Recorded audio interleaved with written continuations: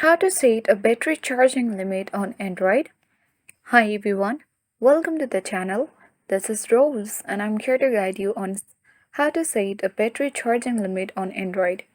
Watch the video till the end, and without any further ado, let's dive right into the video. Launch settings on your device. Scroll down and navigate to battery. Now select more settings at bottom of the screen and locate option for protect battery. And then make sure to toggle the button on for protect battery.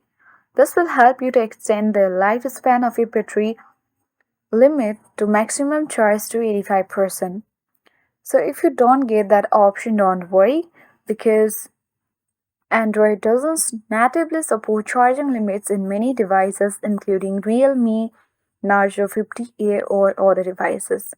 So if you don't get this option, you can simply install a third-party app like AccuBattery or Battery Charge Limit from the Google Play Store and easily set a battery limit on Android device.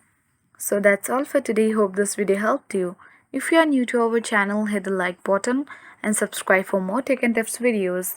Thank you for watching. See you in the next video.